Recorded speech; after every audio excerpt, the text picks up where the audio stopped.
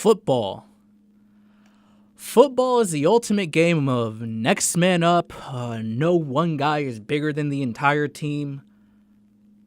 Well, actually, no. Life in general is like that. My new job, one of the engineers walked out and it was sort of an okay type of moment. When I was an intern there, several people left throughout the summer. If you're well liked, people may act like they care. But if we're completely honest with ourselves, if we had a bullet to our heads and we had to tell the absolute truth, we would admit we don't give a damn. We don't give a damn whether you're here or whether you're not, because we all got jobs to do. You have a job to do, and if you aren't capable of doing that job, you're immediately replaced. No one gives a damn. Martavis Bryant. Hate to break it to you, and I'm pretty sure you already know this, but when it comes to you leaving, Ben Roethlisberger doesn't give a damn. Antonio Brown doesn't give a damn. Le'Veon Bell doesn't give a damn. Todd Haley doesn't give a damn. The Rooney family don't give a damn. Ben Roethlisberger publicly called you out and told you need to grow up. Antonio Brown has already shown that nothing will come between him and his 15 to 20 targets per game. Le'Veon Bell, he's just trying to secure the bag right now. He wants his money. He ain't worried about you. Your own offensive coordinator, Todd Haley, isn't featuring you in the offense. The Rooney family, they know their organization is great at drafting receivers. Juju Smith-Schuster, Eli Rogers, Martavis, you don't matter. They don't give a damn. And he knows this, and he's been very frank about it. In an interview with ESPN's Josina Anderson, Bryant says, quote, "If they don't try to include me more and continue to do the same thing, then I want out, period. I just want to be happy. I would like for it to be here, but if not, then, oh well. Just got to move on." Fair enough. But then I start to look deeper into this situation. You know, when we're trying to break up with someone, we don't usually say the cliche, "It's not you, it's me." Nah, we're a prideful bunch. We point out everything that's wrong with our partner and cite it as the reason why the breakup is happening. But maybe the Steelers are right not to give a damn about Martavis Bryant. One, maybe the reason you weren't being featured is because you're gone an entire year for your own self-inflicted wounds, and the team realized they still have an effective offense without you. Two, while you are talented, and the Steelers would be foolish to let you go for nothing, the reality is if they do trade you, they might have to let you go for nothing. You're on a cheap deal. You cost next to nothing. But you have a documented history of substance abuse problems. Now, you can say you're over it all you want, but if I'm an owner doing business, yeah, damn right that's going to be in the back of my head, and I'm going to hold it against the Steelers. You're motivated now, yes. But what about when I bring you in as the guy, and you're getting your targets, your yards, your touchdowns, and you start getting complacent like humans usually do. And your head starts getting big, and you realize you own the city that you're in, and you have to deal with the temptations that come with that. We live in a hedonistic society, folks, so honest thinkers would tend to think you'd go back into your old ways. This whole entire Martavis Bryant situation, honestly, from what I've gotten from it, is that it's just another sign of the oncoming downfall of the Pittsburgh Steelers. They can make the AFC Championship game and lose to the New England Patriots again. I don't care. You have 4 disgruntled stars on your offense to go along with a defense it's still growing up.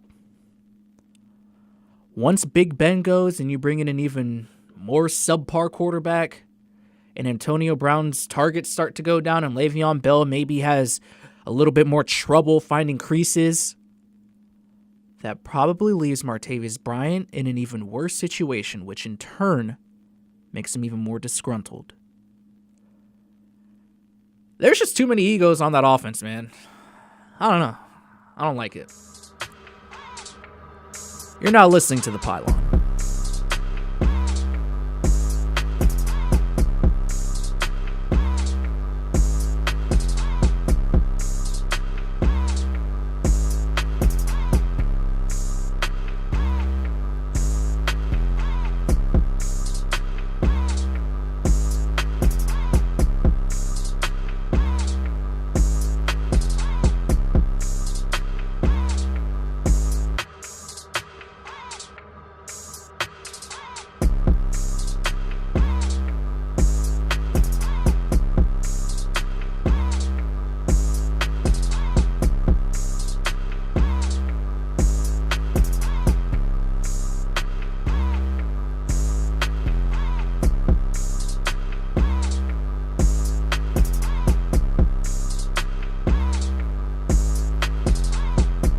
We as humans, we always try to find the meaning in something.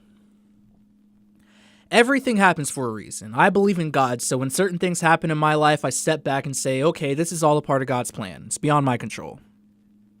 But I'm not naive enough to think God is directly playing his hand in every little thing, every little aspect of my life. I decide to go to bed early at 8:30. It's not part of God's plan. It's my own free will because I know I got to get up early in the morning. I have a horrible track record when it comes to speeding.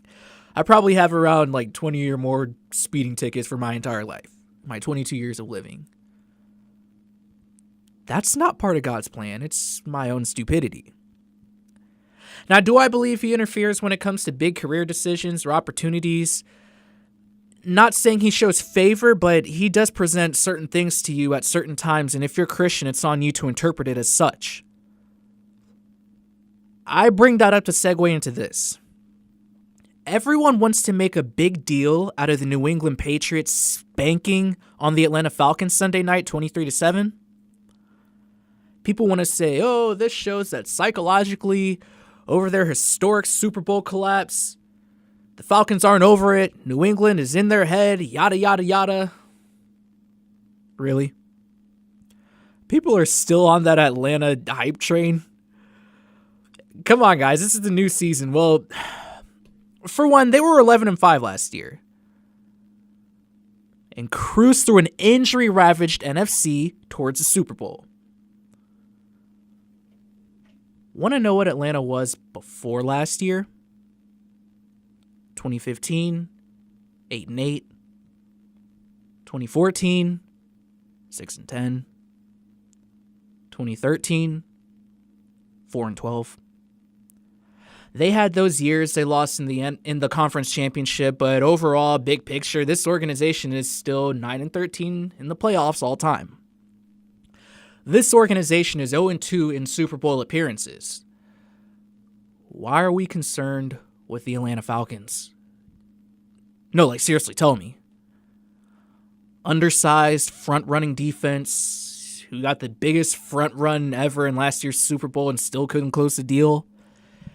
Matt Ryan, aside from his MVP year when Aaron Rodgers really should have won, has not been elite, but above average.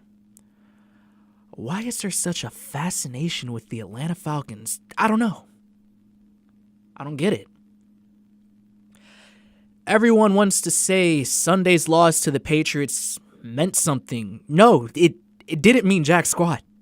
You guys are just enamored off of a Super Bowl run that fell into their laps. Get over it. This is the epitome of an average Joe organization. Nothing to see here. Keep it moving.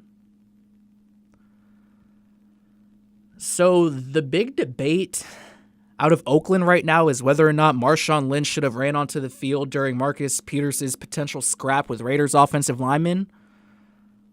He's been suspended one game for grabbing and shoving an official, rightfully so. And just the general optics look bad for a guy who runs onto the field in what looks like support of the other team. And I love me some Marshawn Lynch. Love him. I texted my friends asking if they would have done the same thing if it were me. And I have a tight, very small, loyal group of friends. So naturally they said, hell yeah. Of course I'm running out there. Got your back? I didn't text them my response. Probably because I fell asleep since I don't get much of that nowadays. But if I were Marshawn, I don't care if it's friends. I don't care if it's my cousin. I don't care if it's my brother. Regardless of whether he's on my team or not, hell no, I ain't risking a game check and running onto that field. No, wait. Let me explain. That doesn't mean I'm not loyal to my boys, to my friend group. It doesn't mean I'm unreliable in conditions of combat if it comes down to it. I just know my boys ain't going to be in real danger in a scrum on the football field. Think about it. What real danger are you in scrapping up when you got pads that cover your entire body and you got a hard-ass helmet on your head? Not only that, you got dozens of officials around you, plus thousands of fans who are watching that you don't want to embarrass yourself in front of. How often do we see a scrap on the football field actually hurt someone? You're susceptible to injury when you got 200 plus pound guys throwing themselves at you full speed going a million miles an hour. But an actual pushing and shoving match in the middle of the field isn't going to cause you any damage, man. What am I going to sacrifice a game check for knowing my boy is going to be all right? To stop his emotional self from getting pushed and shoved? Diagnose the situation, guys. This isn't a back alleyway. This isn't an unsanctioned boxing match. It's a professional sporting event that, yes, does get violent, but the actual game is more dangerous than the little pity-patty cakes that can happen in between plays. Marshawn, I get it. That's your cousin. But that boy wasn't in any real danger. Sit down and keep that game check. I'm Milton Woolley. You're now listening to The Pylon.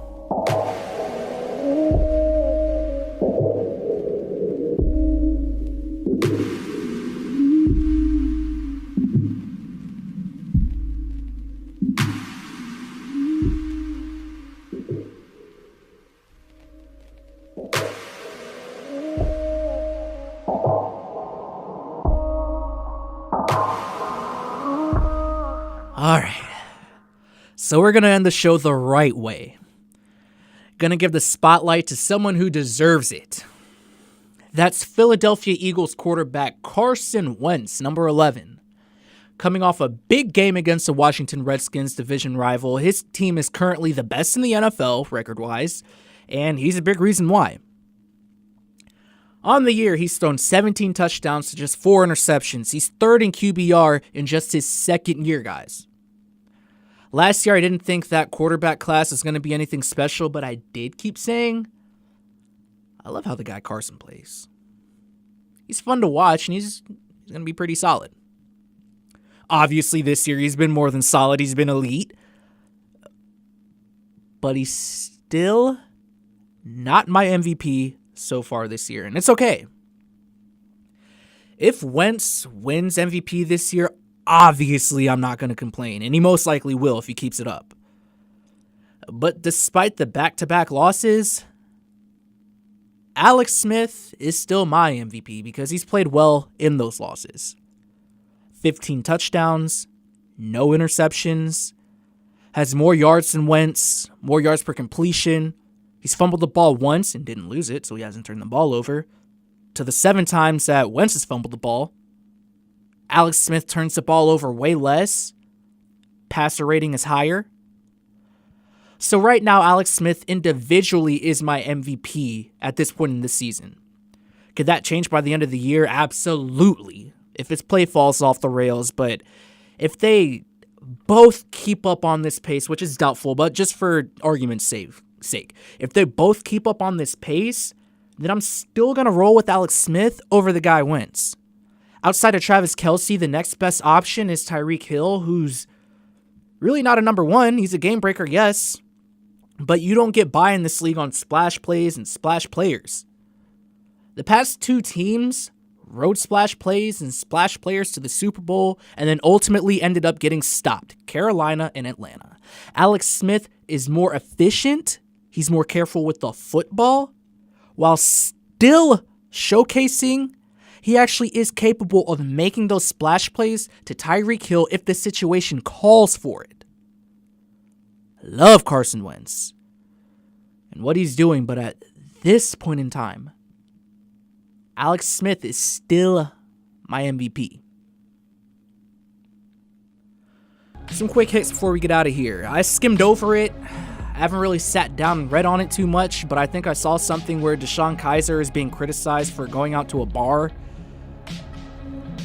Was it before or after he got benched? Like I said, I didn't read into it too much. I don't really know. But anyways, that's not important to the point I'm going to make. He was caught at a bar and everyone's up in arms about, oh, you're a quarterback. How could you do this? Lead by example. Just the classic stickler type of stuff. Going out to a bar late at night isn't going to make you a better quarterback. And neither is going to bed early. The guy's 21. Us kids are capable of staying out late and waking up early the next morning. Story time. I remember I used to be master control operator. It was a Friday night. I had to go in at 6:45 a.m. the next morning. So I told my friends, hey, we're going to go out tonight, but I'm going to be in bed by no later than 12 because I have work the next morning. Oh, yeah, sure. We'll have you home early. Right.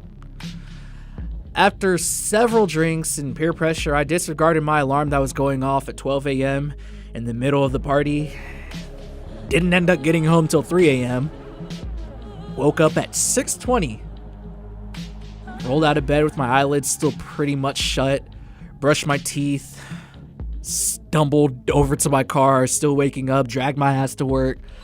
After fighting through the first hour of extreme grogginess, I was fine. The rest of the day. I bring this up to say we're kids. We're not old 40-year-old adults. Our bodies let us get away with that type of stuff right now, so let us have our fun. Oh, but what about the optics? Well, one, DeShone Kizer doesn't have a history of bar fights like some people over in Dallas. And two, he could get caught up at a bar. He could get caught up at a stoplight. He could get caught up at his own apartment complex. Wherever. It all depends on the character and the situation. Lay off him. He is only going to be young for so long. As long as he is present at work the next day, he's fine. Baltimore Ravens head coach John Harbaugh said Joe Flacco has been great, despite all the injuries that have hit our offense. No, he has not, and you know this. Joe Flacco has never been great outside of a 4-game stretch which won us a Super Bowl in freaking 2012. Other than that, his best has been slightly above average. Dude has never passed for more than 27 touchdowns in a season. Yes, he is at an extreme disadvantage. But it's not like even if he had weapons, he'd be lighting it up. Hashtag, not my quarterback. Joe Flacco is not my quarterback, and pretty soon I'm going to apply that hashtag to John Harbaugh and claim he is not my head coach. I used to not like Ray Lewis. I thought he was over the top and a me type of guy that was an attention whore. But I vastly underrated what his leadership meant to the Baltimore Ravens along with Anquan Boldin and Ed Reed. Ever since they left, we've been complete crap. John Harbaugh isn't a leader, he's a supervisor. And Joe Flacco certainly is not a leader. Terrell Suggs, I respect the hell out of him. And I do think he is a leader of sorts, but he's more of a Draymond Green to the Warriors type of guy, to the Ravens franchise. You definitely need him in his nastiness, his sarcasticness, but the actual guys that are supposed to rally the troops, the guys you're supposed to look up to when the going gets rough, that's been absent since Ray Lewis, Ed Reed, and Anquan Boldin left. And my ignorant ass kept ignoring it when analysts said it would affect us when they left because all those guys were way over the hill at that point. But the analysts were right in this instance. I know we're suffering from a lot of injuries, and as a matter of fact, even though it's ranked too low for my liking, I love our defense. I love the direction it's going in because we got some studs on that side of the ball, some young studs. But offense, we need to blow it up. Flacco sucks. Rashad Perriman is turning out to be the worst receiver in NFL history. Our best running back is out for the year. Our head coach is just a cheerleader. Ran over. No one even cares about the Ravens, so I don't even know why I included that in the show. Anyway, my name is Milton Woolley, and you have now listened to another edition of The Pylon. Like, subscribe, comment, do whatever you want. I'm outie.